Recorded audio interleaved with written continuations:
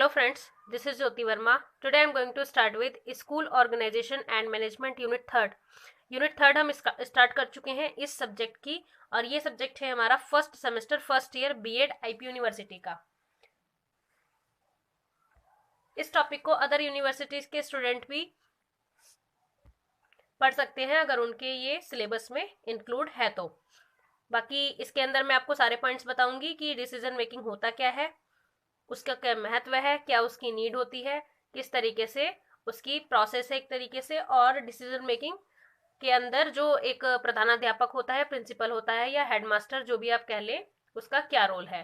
तो सबसे पहले हम देखेंगे इसका अर्थ क्या है, उसकी परिभाषा क्या है, यानी निर्णय करना, निर्णयन या फिर डिसीजन मेकिंग की मीनिंग क्या है या डेफिनेशन क्या है। निर्णय एक प्रकार का निश्चय है जो किसी समस्या के समाधान हेतु किया जाता है। इसके अंतर्गत प्रशासन या प्रबंधक यह निर्धारण करता है कि क्या कार्य करना है।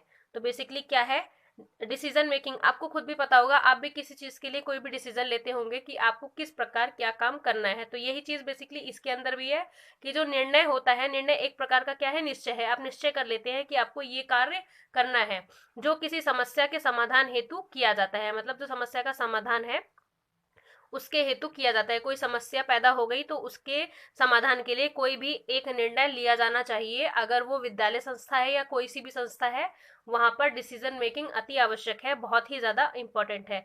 इसके अंतर्गत क्या होता है, जो प्रशासक होता है, एडमिनिस्ट्रेटर होता है या फिर प्रबंधक या जो मैनेजर कहा जाता है, वो क्या करते हैं, इसका निर्धारण करते हैं कि क्या कार्य करना चाहिए या क्या कार्य करना है।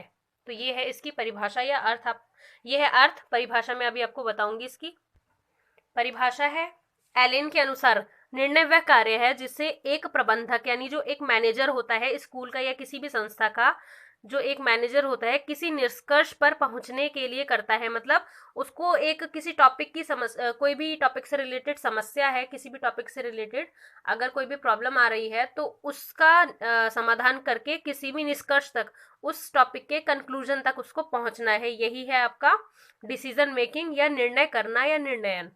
आगे हम देखेंगे शैक्षिक प्रबंधन में निर्णय की आवश्यकता एवं महत्व, यानी जो एजुकेशनल एक मैनेजमेंट है या फिर एजुकेशन से रिलेटेड कोई भी कार्य है तो उसके अंदर क्या नीड होती है, क्या इंपॉर्टेंस होती है किसकी, डिसीजन मेकिंग की। तो इसमें फर्स्ट पॉइंट है हमारा मानवीय संसाधनों की प्रकृति परिवर्तनशील होती है। मतलब जो मानवीय संसाधन होते हैं, यानी विद्यालय में दो तरीके के संसाधन, दो तरीके के रिसोर्सेज मिलेंगे, एक भौतिक संसाधन और एक मानवीय संसाधन। मानवीय संसाधन उनको कहा जाता है जैसे कि जो भी एम्प्लॉयज काम कर रहे हैं वहां पे, छात्र हैं, छात्राएं हैं या फिर शिक्षक हैं, नॉन टीचिंग स्टाफ है, वहां के एडमिनिस्ट्रेटर्स हैं, मैनेजर हैं, जितने भी लोग हैं मानवीय रूप से, वो सारे मानवीय संसाधन है। और जो भौतिक संसाधन है जैसे आपका इंफ्रास्ट्रक्चर हो गया स्कूल का, स्कूल में बेंचेस हो गए, बोर्ड हो गया, ब्लैक बोर्ड वगैरह, अदर ऐसी यूजफुल थिंग्स हो गई, ये सारी चीजें भौतिक संसाधन है क्योंकि इसकी जरूरत आपको टीचिंग प्रोसेस में पड़ती है।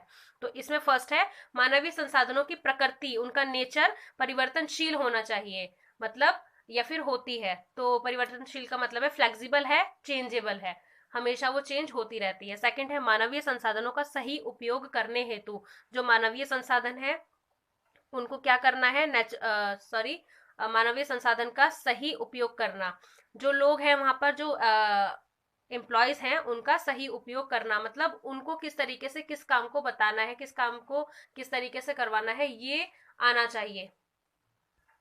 थर्ड हम देखेंगे भौतिक संसाधन, यानी जैसा कि मैंने आपको बताया जो भी चीजें वहां पर यूज होती हैं वो सारी भौतिक संसाधन है। भौतिक संसाधनों की व्यवस्था करना, मतलब उसको मैनेज करना, उसकी व्यवस्था करना फैसिलिटीज के लिए, और उनका सही उपयोग करना। मतलब आप अगर किसी चीज की, किसी फैसिलिटी की व्यवस्था कर रहे हैं, बच्चों के लिए कोई फैसिलिटी वहां पर रख रहे हैं, तो उनको फैसिलिटेट करना स्टूडेंट्स को, और उनका सही उपयोग भी करना चाहिए, इस चीज का ध्यान रखें। फिफ्थ है इसके अंदर हमारा, फोर्थ है नवीन आविष्कार और वैज्ञानिक शोध हेतु, जो छोटे छोटे आविष्कार है, नवीन आविष्कार है और वैज्ञानिक शोध के लिए भी होना चाहिए डिसीजन मेकिंग। आगे है इसमें फिफ्थ जिसके अंदर है प्रबंधकीय प्रबंधकीय प्रशिक्षण संबंधी, मतलब जो प्रबंधन का प्रशिक्षण है उससे संबंधी कार्यक्रमों का संचालन करने हेतु, मतलब उसको चलाया जाना चाहिए। 6th है बदलती हुई परिस्थितियों, मतलब जो भी सिचुएशंस या फिर जो भी परिस्थितियां बदलती हैं उसके अनुरूप कार्य करने हेतु, मतलब डिसीजन मेकिंग क्यों होती है, मानवीय संसाधनों की प्रकृति जो है परिवर्तनशील होती है, इसमें डिसीजन मेकिंग का बहुत ज्यादा रोल है। या फिर किसी संसाधन को कैसे उपयोग करना है, भौतिक संसाधन को कैसे व्यवस्थित करना है, उपयोग करना है, या फिर प्रबंधकीय यानी मैनेजमेंट को किस तरीके से देखना है, और अदर जो भी वर्क्स होते हैं, कोई भी प्रोग्राम हो रहा है उसको कैसे संचालन करना है, और आगे की बदलती हुई जो परिस्थितियां हैं, जो चेंज आ रहा है समय के हिसाब से, उसके अनुरूप किस तरीके से कार्य किया जाए। सो फ्रेंड्स, आगे हम देखेंगे निर्णयन यानी जो डिसीजन मेकिंग है उसके प्रकार क्या क्या हैं। तो प्रकार में कई प्रकार के होते हैं। इनमें हम 2 प्रकार बेसिकली जो मेन है वो पढ़ेंगे। तो सबसे पहला इसके अंदर व्यक्तिगत निर्णय, मतलब इंडिविजुअली अगर आप कोई निर्णय ले रहे हैं पर्सनली, तो इसमें क्या है, ऐसे निर्णय व्यक्तिगत स्तर पर लिए जाते हैं। कोई भी एक ऐसा निर्णय है जो व्यक्तिगत स्तर पर लिया जाता है, वो क्या है, प्रधानाध्यापक अथवा शिक्षक द्वारा अपने स्तर पर लिया जाता है। मतलब प्रधानाध्यापक अपने स्तर पर लेगा, अपने लेवल के हिसाब से लेगा, और जो शिक्षक है वो अपने हिसाब से लेगा जाने वाला निर्णय है। व्यक्तिगत निर्णय होता है, मतलब जो अपने हिसाब से कोई भी इंडिविजुअली कोई भी निर्णय ले रहा है तो उसको क्या बोलते हैं, व्यक्तिगत निर्णय। उसके लिए उदाहरण में हम देखेंगे, उदाहरण के लिए छात्रों को गृह कार्य देना, ये एक शिक्षक का निर्णय है। विषय वस्तु की दृष्टि से शिक्षण विधि का चयन करना आदि, ये सारे क्या होते हैं, टीचर के निर्णय होते हैं।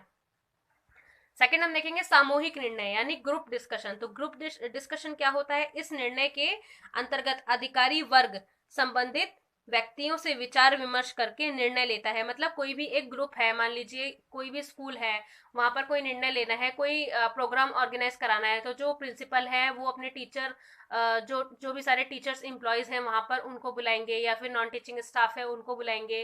देन जो मैनेजर है, मतलब सारे जो जितना भी पूरा स्टाफ है उसको साथ में बिठाकर फिर निर्णय लिया जाएगा कि प्रोग्राम को कैसे ऑर्गेनाइज करना है। तो ये एक इसका बेस्ट एग्जाम्पल है। तो इसमें आगे हम देखेंगे, इस निर्णय के अंतर्गत अधिकारी वर्ग संबंधित व्यक्तियों से विचार विमर्श करके निर्णय लेता है। इस प्रकार के निर्णय सभी को मान्य होते हैं। मतलब ये निर्णय क्या होना चाहिए, सभी के लिए मान्य होना चाहिए, क्योंकि इनका आधार प्रजातंत्र, मतलब जो प्रजातंत्र, लोकतंत्र या फिर डेमोक्रेसी, ये कोई भी वर्ड है, ये सबका सिमिलर वर्ड है। प्रजातंत्र, लोकतंत्र सब एक ही चीजें हैं। तो इसमें है आगे, जिसमें सब मिलजुल कर अपने कर्तव्यों का निर्वाह करते हैं। मतलब सभी मिलजुल कर अपना कर्तव्य निभाते हैं, उसके अंदर सभी उसका निर्वाह करते हैं। उदाहरण के लिए अच्छी पुस्तकों की सूची बनाना, समुदाय का सहयोग। अच्छी पुस्तकों की सूची बनाने के लिए सहयोग लेना होता है किसका, पूरे समूह का। और अगर समुदाय का कोई भी कार्य है या समुदाय का कोई भी सहयोग है किसी भी कार्य को लेकर, तो ये चीज है सामूहिक निर्णय। इसमें बेसिकली 2 लिखने हैं, और भी आपको बुक्स में अदर मिल जाएंगे, तो आप अपनी सुटेबिलिटी के हिसाब से उसको लिख सकते हैं। नेक्स्ट हम देखेंगे निर्णयन की विशेषताएं यानी कैरेक्टरिस्टिक्स ऑफ डिसीजन मेकिंग। इसमें फर्स्ट है हमारा, निर्णय निष्पक्ष और तर्क संगत होना चाहिए। मतलब जो डिसीजन है वो निष्पक्ष होना चाहिए, पक्षपात नहीं होना चाहिए उसके अंदर। जेंडर बायस से रिलेटेड या किसी भी प्रकार का कोई भी पक्षपात उसमें नहीं होना चाहिए, और तर्क संगत होना चाहिए, मतलब लॉजिक होना चाहिए उसमें कुछ। विदाउट लॉजिक कोई भी चीज सही नहीं होती, तो उसमें एक कोई आपको रीजन देना पड़ेगा कि आपने ये निर्णय क्यों लिया, तो वो लॉजिकली आप सोच के सारे लॉजिक्स को यूज करके तभी आप कोई भी निर्णय लेंगे। सेकंड है, वे सभी व्यक्ति जो निर्णय से प्रभावित होने वाले हैं, मतलब कोई भी है, मान लीजिए कोई प्रिंसिपल है और उससे उस निर्णय का प्रभाव किस पर पड़ेगा, टीचर्स पर पड़ेगा, स्टूडेंट्स पर पड़ेगा, पेरेंट्स पर पड़ेगा, कम्युनिटी पर पड़ेगा। तो यही चीज है बेसिकली, वे सभी व्यक्ति जो निर्णय से प्रभावित होने वाले हैं, उन्हें निर्णय में देरी होने से अन्य कई समस्याएं खड़ी हो जाती हैं। तो वही चीज है कि अगर आपको किसी चीज का डिसीजन लेना है और आप वो समय पर नहीं ले रहे, तो क्या होता है, जो भी उससे रिलेटेड लोग हैं उनको प्रॉब्लम्स क्रिएट हो सकती हैं। थर्ड है इसके अंदर, निर्णय करते समय निर्णय प्रक्रिया को भी ध्यान में रखना चाहिए। मतलब जो निर्णय की प्रोसेस है, यानी जो भी आप डिसीजन ले रहे हैं उस डिसीजन की क्या प्रोसेस है, किस तरीके से आप ले रहे हैं, इसका ध्यान रखना चाहिए। फोर्थ है इसके अंदर, निर्णय को क्रियान्वयन के बाद उसके परिणाम का मूल्यांकन करना चाहिए। मतलब अगर आपने कोई निर्णय लिया है, उसको अप्लाई करके देखा है, उसके बाद आपको क्या करना है, उसका जो रिजल्ट आ रहा है उसका मूल्यांकन करना चाहिए, उसको इवेल्युएट करके देखना चाहिए। फिफ्थ है हमारा इसके अंदर, द्वेष भावना से रहित निर्णय तुरंत होना चाहिए, मतलब द्वेष की भावना नहीं होनी चाहिए, उसमें किसी भी प्रकार का कोई भी ऐसा नेगेटिव इमोशन नहीं होना चाहिए या नेगेटिविटी नहीं होनी चाहिए उसके अंदर। निर्णय में देरी होने से अन्य समस्याएं खड़ी हो जाती हैं। तो कोई भी निर्णय अगर देरी से लिया जा रहा है तो उससे क्या होता है, कई प्रकार की समस्याएं खड़ी हो जाती हैं। नेक्स्ट हम देखेंगे निर्णय प्रक्रिया यानी डिसीजन मेकिंग प्रोसेस। तो डिसीजन मेकिंग की प्रोसेस क्या है ये हम देखेंगे। सबसे पहला इसके अंदर क्या है, समस्या का चयन करना। जब भी आप कोई डिसीजन लेंगे किसी भी प्रकार का, तो आप डायरेक्टली उस डिसीजन को नहीं लेंगे कि आपने डायरेक्टली वो सुना समस्या को और तुरंत ही बिना किसी जानकारी के, बिना किसी डिस्कशन के आपने वो डिसीजन ले लिया। तो फर्स्ट इसके अंदर समस्या का चयन, सबसे पहले क्या करना है, समस्या को जानना है, उसको चुनना है, क्या है वो। निर्णय प्रक्रिया के अंतर्गत सर्वप्रथम यह ज्ञान होना आवश्यक है कि समस्या का सही अर्थ क्या है, किस समस्या का समाधान करना है। आगे है सेकंड इसके अंदर संबंधित सूचनाएं एकत्रित करना, मतलब उस टॉपिक से रिलेटेड जो भी समस्याएं, जो भी सूचनाएं हैं, जो भी इंफॉर्मेशन है, कोई भी नॉलेज है, उसको एकत्रित करना, उसको कलेक्ट करना। समस्या के समाधान के लिए आवश्यक है कि समस्या से जुड़े प्रत्येक तथ्य की जानकारी प्रशासन को होनी चाहिए, मतलब जो भी प्रशासन है, जो एडमिनिस्ट्रेशन है वहां का, उसको हर प्रकार की जानकारी होनी चाहिए, तभी किसी समस्या का हल निकल सकता है। थर्ड हम देखेंगे इसके अंदर सूचनाओं का विश्लेषण करना, मतलब जो सूचनाएं हैं, जो भी सूचना आपने प्राप्त की है, एकत्र की है, उसका विश्लेषण करना, उसको एनालाइज करना। सबसे पहले सूचनाओं के एकत्रीकरण के बाद उसका विश्लेषण करना होता है। जब तक आप उसको एनालाइज नहीं करेंगे तब तक आप उसकी बारीकियों को नहीं देख पाएंगे। फोर्थ है इसके अंदर हमारा विकल्पों का पता लगाना, मतलब उससे जुड़े सारे विकल्प पता होने चाहिए, आपको सारे ऑप्शंस पता होने चाहिए। विश्लेषण करने के बाद वैकल्पिक समाधान ढूंढने का प्रयास करना चाहिए, मतलब समाधान कैसे होने चाहिए, विकल्पों में होने चाहिए कि कौन सा उस पर फिट बैठेगा। आगे है एक से अधिक विकल्पों के बारे में प्रशासन विचार करता है, मतलब ये जरूरी नहीं है कि आपने एक ही सॉल्यूशन निकाल दिया, आपको ये देखना चाहिए कि वो सॉल्यूशन हो सकता है टीचर्स के लिए अच्छा हो, छात्रों के लिए अच्छा ना हो, छात्रों के लिए अच्छा हो, पेरेंट्स के लिए अच्छा ना हो, पेरेंट्स के लिए अच्छा हो, कम्युनिटी के लिए अच्छा ना हो नहीं, ऐसा नहीं हो सकता कि एक ही डिसीजन सबके ऊपर फिट बैठ रहा है, सबको वो पसंद आ रहा है। तो आपको विकल्प रखना चाहिए कि कौन सा सबसे ज्यादा, जिसके अंदर मेजॉरिटी सबसे ज्यादा होगी वही डिसीजन बेटर होगा। आगे है इसके अंदर फिफ्थ पॉइंट, हमारा फिफ्थ पॉइंट में सर्वाधिक उपयुक्त विकल्प का चयन करना, मतलब सबसे सही, सबसे ज्यादा जिसको मेजॉरिटी मिली है, जो सर्वाधिक विकल्प है, जो भी ऑप्शन है उसका चयन करना। तो इसके अंदर है आगे समस्या समाधान हेतु सही विकल्प का चयन और व्यवहारिक प्रयोग के पश्चात निर्णय को लागू करना। उसके लिए विकल्प का चयन जरूरी है, मतलब निर्णय को लागू करने के लिए क्या होना चाहिए, उसका विकल्प का चयन, जो भी विकल्प आपने दे रखे हैं, जो भी ऑप्शंस दे रखे हैं, उनमें से किसी एक को चूज करना पहले। सिक्स्थ है इसके अंदर निर्णय को लागू करना, समस्या समाधान हेतु सही विकल्प का चयन करके निर्णय लागू करना होता है। फर्स्ट है इसके अंदर कार्यक्रम बनाना, सेकंड है नियंत्रण करना और थर्ड है मूल्यांकन करना। पहले कार्यक्रम को बनाया जाए, उसको ऑर्गेनाइज किया जाए, उसके बाद उस पर नियंत्रण किया जाए और फिर मूल्यांकन किया जाए। तो ये था हमारा निर्णय की प्रक्रिया। आगे हम देखेंगे निर्णय की समस्या यानी प्रॉब्लम्स ऑफ डिसीजन मेकिंग। क्या क्या प्रॉब्लम्स आती हैं किसी भी निर्णय को लेने में, क्या क्या समस्याएं निर्णयन के अंदर आती हैं, ये हम देखेंगे। तो फर्स्ट है इसके अंदर प्रक्रिया से संबंधित समस्याएं, मतलब जो डिसीजन मेकिंग की जो प्रोसेस है उसके अंदर भी समस्याएं आ सकती हैं किसी भी प्रकार की। सेकंड है इसके अंदर हमारा प्रशासन से संबंधित समस्याएं, मतलब अगर प्रक्रिया में समस्याएं हैं तो प्रशासन में भी समस्याएं हो सकती हैं। जो भी वहां का एडमिनिस्ट्रेशन है, कोई भी संस्था है, कोई भी इंस्टीट्यूट है, कोई भी विद्यालय है, कोई भी स्कूल है, तो उसके अंदर क्या हो सकता है, जो प्रशासन है, जो वहां का एडमिनिस्ट्रेशन है, वहां पर भी समस्याएं आ सकती हैं उस प्रशासन से रिलेटेड। थर्ड है इसके अंदर भौतिक सामग्री से समस्याएं, से संबंधित समस्याएं, मतलब जो भौतिक सामग्री है उससे संबंधित भी समस्याएं आ सकती हैं किसी भी निर्णय को लेने में। मान लीजिए कि आपको कोई भी नई क्लास बनानी है अपने स्कूल में, मान लीजिए आपका स्कूल 5th क्लास तक है, आपको उसे 8th क्लास तक डेवलप करना है और ज्यादा उसको विकसित करना है।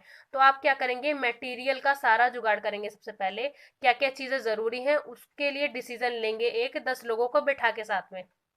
लेकिन अगर किसी भी एक सामान, जो भी एक वहां पर उपयोग किया जाना है, उसका यूज किया जाना है, अगर उसकी कमी है तो क्या होगा कि जो आपका डिसीजन है वो नहीं हो पाएगा और इसके अंदर प्रॉब्लम आ जाएगी। आगे है इसके अंदर मानवीय भावना से संबंधित समस्याएं, मतलब मानवीय भावना जो भी मानव से रिलेटेड कोई भी भावनाएं हैं उससे संबंधित भी समस्याएं आ सकती हैं। फिफ्थ है हमारा इसके अंदर निश्चित एवं निर्धारित समय की समस्याएं, मतलब निश्चित समय और निर्धारित समय की समस्याएं हो सकती हैं। सिक्स्थ इसके अंदर पर्याप्त सूचनाओं के अभाव की समस्याएं, मतलब जो भी सूचनाएं आपको मिली हैं उसके अभाव की, जो एक तरीके से अगर आप कोई भी काम कर रहे हैं और सूचनाओं का अभाव है, सूचनाएं आपको मिल नहीं पा रही सही से, और अगर मिल रही हैं अगर वो गलत हैं, तो इससे क्या होता है, आपके डिसीजन मेकिंग में समस्याएं पैदा हो सकती हैं और आपका डिसीजन किसी भी टॉपिक को लेकर गलत हो सकता है। इसीलिए कहा जाता है कि सबसे पहले पूरी प्रोसेस जो है उसके अंदर उसका विश्लेषण कर लेना चाहिए, उसको एनालाइज कर लेना चाहिए। सेवेंथ इसके अंदर व्यक्तित्व से संबंधित समस्याएं, मतलब जो भी एक व्यक्ति है उसके व्यक्तित्व से संबंधित भी कोई भी समस्याएं आ सकती हैं। नेक्स्ट हम देखेंगे इसके अंदर निर्णयन में प्रधानाध्यापक की भूमिका, यानी role of headmaster in decision making. जो हेडमास्टर है वो किस तरीके से डिसीजन लेता है, उनकी क्या भूमिका होती है डिसीजंस को लेने में। फर्स्ट है इसके अंदर प्रधानाध्यापक के निर्णय से विद्यालय की प्रगति होने पर पद प्रतिष्ठा और प्रशासन मिलती है, अन्यथा इसके विपरीत स्थिति होती है। मतलब जो प्रधानाध्यापक है वो निर्णय लेने के लिए वहां पर होना चाहिए और विद्यालय की प्रगति के लिए ये निर्णय आवश्यक है। सेकंड है इसके अंदर प्रधानाध्यापक का सही समय पर सही निर्णय विद्यालय के वातावरण को उपयोगी बना देता है। मतलब जो वातावरण है विद्यालय का वो क्या करता है, वहां के वातावरण को उपयोगी बना देता है, वहां का जो इन्वायरमेंट है वो यूजफुल होता है और काफी अच्छा होता है, किसके लिए, शिक्षा के लिए। थर्ड है हमारा इसके अंदर प्रधानाध्यापक को उचित और निष्पक्ष, मतलब उचित होना चाहिए और निष्पक्ष होना चाहिए, कोई भी किसी भी प्रकार का पक्षपात नहीं होना चाहिए, ऐसा निर्णय विद्यालय के वातावरण को दूषित होने से बचाता है। फोर्थ है इसके अंदर हमारा प्रधानाध्यापक को निर्णय के समय अन्य कर्मचारियों को भी सम्मिलित करना चाहिए। जैसा कि मैंने आपको बताया कि अगर अकेले कोई डिसीजन ले रहा है तो उसको क्या बोलते हैं, इंडिविजुअल डिसीजन मेकिंग, और अगर ग्रुप के साथ लिया जा रहा है तो उसको क्या बोलते हैं, सामूहिक डिसीजन।